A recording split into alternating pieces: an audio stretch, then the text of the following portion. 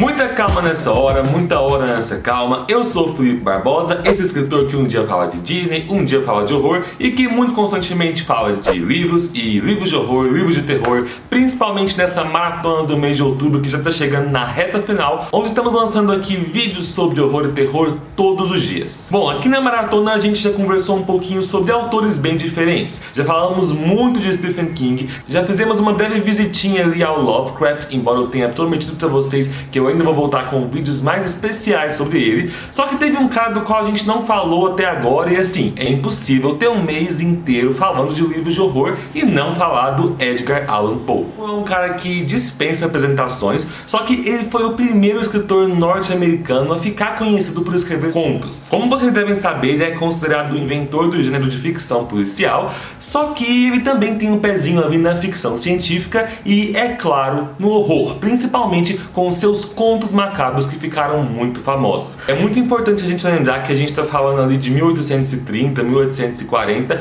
então a concepção de horror ali, principalmente na literatura, está muito mais atrelada ao horror psicológico, ao drama psicológico e a típicas narrações góticas que trazem pra gente aquele sentimento de angústia, de agonia, lidando ali com elementos sombrios que traz histórias geralmente curtas, que impressionam o leitor, mas muitas vezes não se relacionam com o que o público em geral considera como o terror de hoje em dia. O que eu mais curto aqui nessas obras é que, exatamente por serem contos, são todas histórias curtas que você consegue ler ali em uma tarde e, embora algumas te deixem bem impressionado, algumas te deixem até com sentimentos ruins, todas elas acabam te trazendo algum tipo de reflexão. Eu separei aqui pra vocês então 4 contos que, na minha opinião, são essenciais para você conhecer todo o clima macabro ali do mestre Allan Poe. Antes de mais nada, então, não se esquece, curta esse vídeo, se inscreve no canal e não esquece de compartilhar o vídeo com seus amigos aí que também curtem livros de terror e horror. Bora lá!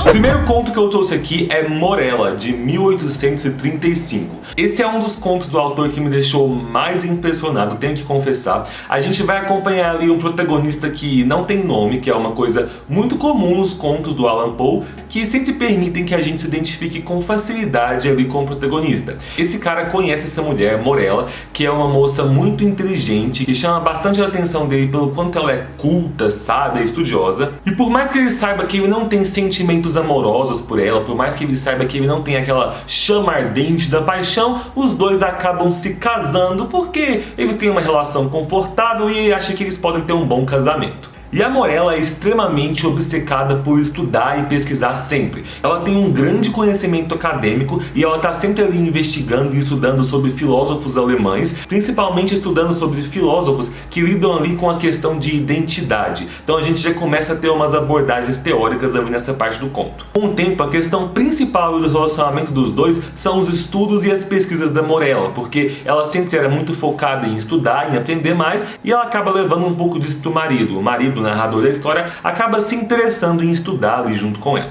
Só que assim, ler esse conto tá ali na mente do narrador de primeira pessoa, te causa uma sensação de angústia porque você sabe que aí naquele relacionamento não existe amor. Com o passar dos anos, ele vai cada vez mais se dando conta de que ele não gosta da esposa, só que como ele não admite isso em voz alta, isso vai se transformando num sentimento de angústia e de repente os pensamentos dele começam a odiar a esposa e amaldiçoar a vida dela. E ao mesmo tempo que a gente vai vendo a relação dos dois entrar em declínio, a gente vai vendo a própria Morella entrar em declínio também. Porque por mais que ela esteja cada vez mais ávida por conhecimento, com mais vontade de estudar, a saúde dela está muito frágil, então ela começa a adoecer e vai adoecendo cada vez mais. O narrador não se importa tanto com essa doença dela, até que a gente chega no leito de morte da Morella, onde ela chama o marido e diz pra ele que ela sabe muito bem que ele nunca sentiu nada por ela de verdade, que eles têm uma relação onde nunca existiu amor, mas de que agora ela vai morrer dando à luz a filha dele e de que todo o sentimento que ele não deu pra ela em vida, ele vai ter que dar em morte. E aí, gente, o conto começa a ficar cada vez mais bizarro, porque a Morella realmente morre e a filha dos dois realmente nasce.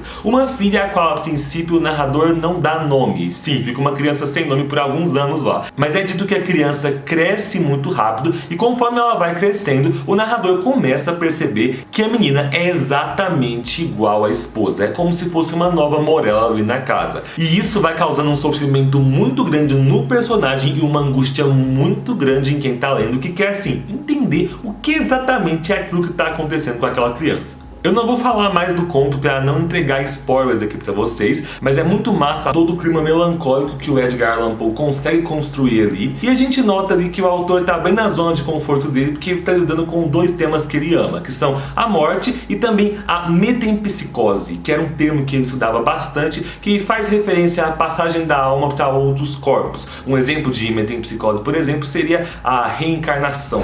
O próximo conto aqui da lista é A Queda da Casa Usher, de 1839.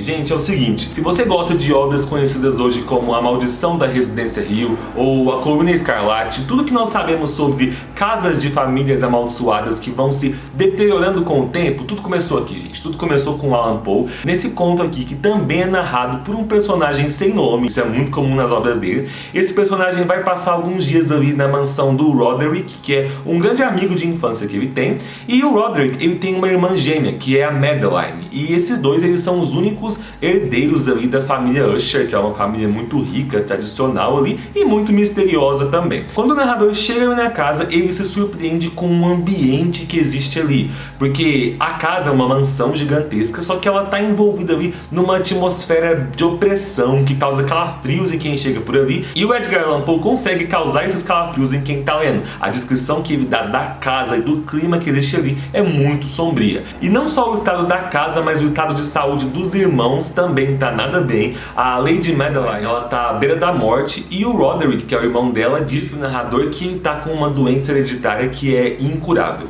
E com o passar dos dias, o protagonista ele vai conhecendo a realidade dos irmãos e ele vai vendo como que a vida dos irmãos está meio que atrelada à casa. A casa é descrita ali como uma casa que estava num pântano, que parecia estar prestes a desmoronar, que parecia estar prestes a afundar naquele pântano, e da mesma forma os irmãos parecem estar prestes a afundar junto com a casa. E aí acontece que a irmã do Roderick, a Lady Madeline, ela morre. Acontece que ela tinha catalepsia. Catalepsia é aquela condição que faz com que a pessoa não consiga movimentar o seu corpo e tem ali uma morte aparente, podendo ficar ali nessa condição por alguns minutos, por algumas horas ou até por alguns dias ou semanas. Na época do Edgar Allan Poe, quando o conto foi escrito, não tinha como você ter certeza se a pessoa estava morta ou não. Então o único jeito de saber se a pessoa com catalepsia realmente morreu era esperar e ver se ela ia acordar ou não. E ali no conto é isso que o Roderick decide fazer com a irmã. Ele deixa ela ali deitada sem enterrar e diz pro protagonista que eles vão ter que esperar algum tempo. E eles esperam por 2 semanas. E gente, nessas 2 semanas, coisas bem macabras começam a acontecer ali na casa. Quanto mais você tá lendo esse conto, mais você se pergunta se você realmente está lendo ou imaginando tudo aquilo, porque coisas bizarras acontecem, muitas coisas sem explicação. O conto termina de uma forma bem massa, mas sem te dar várias explicações que você fica buscando. Só que esse conto aqui traz uma das coisas que eu acho grandiosas nos contos do Poe. Ele entende muito bem que contos, do ponto de vista dele, são exatamente assim, passagens pelas histórias sombrias que ele quer mostrar pra gente. É como se você ouvisse alguém contando que algo sombrio, muito macabro, aconteceu com o personagem, mas é apenas um relato da história. Você não sabe muito bem o que é verdade ou não, e você não vai ter explicação daquilo que os personagens protagonistas não entenderam e vai ter que se conformar com isso mesmo.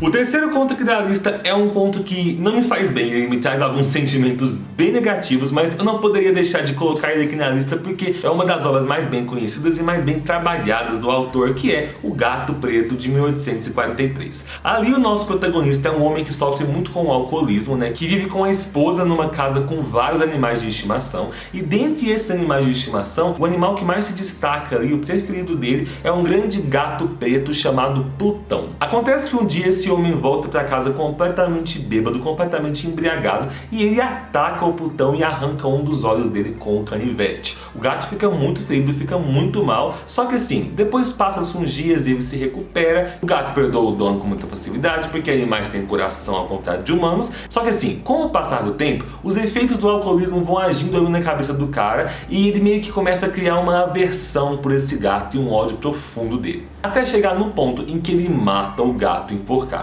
Bom, depois disso passa-se um tempo e a esposa dele, ela encontra um gato grande e preto que é muito parecido com um gato que foi morto pelo marido. Ele inclusive não tinha um dos olhos, assim como o gato anterior. A única diferença desse gato é que ele tem uma mancha branca aqui perto do peito. E assim, ler esse conto é uma experiência que te deixa perturbado, porque aqui você não consegue se identificar tanto com o protagonista. Você tem ódio dele pelo que ele fez com o gato. Só que, ao mesmo tempo, você começa a ficar bem assustado quando esse gato novo surge ali e você percebe que ele tá voltando ali como um karma, como a culpa do protagonista encarnada. O personagem principal ele vai ficando cada vez mais louco, você começa a se perguntar se ele ainda tá bêbado, se ele tá realmente ficando louco, se o gato tá fazendo alguma coisa com ele. Ele começa a olhar pra mancha branca no peito do gato e começa a enxergar a marca de uma forca ali. E assim, obviamente não vou falar do final do conto aqui, mas você termina o conto completamente perturbado, com algumas indagações aí sobre a lucidez, sobre a fragilidade humana, sobre a crueldade humana, e com certeza com vontade de nunca beber novamente. A última indicação que eu tenho aqui é A Máscara da Morte Escarlate, de 1842, que em algumas traduções aí também é chamado de A Máscara da Morte Rubra ou A Máscara da Morte Vermelha. A gente tem ali um cenário gótico bem clássico, onde nós temos ali um reino, um castelo bem gótico também, um príncipe egoísta e uma peste que está assolando o reino inteiro. Essa peste ali na história era chamada de Morte Rubra e era uma doença que se espalhou ali por aquele reino e que conseguia acabar com a vida de uma pessoa em até 30 minutos. A gente tem ali o príncipe Próspero então, que é um príncipe completamente egocêntrico, egoísta, como é de se esperar da monarquia, que decide se trancafiar ali no seu palácio junto com outros nobres e deixar que a peste role solta lá pelo reino, enquanto ele fica protegido no interior dos portões do seu palácio. E assim, ele não simplesmente se tranca ali dentro desse castelo para se proteger, mas ele decide que ele vai continuar tendo uma vida feliz e alegre com todas as riquezas dele ali dentro, então ele promove festas, bailes, vários eventos com muita diversão e comida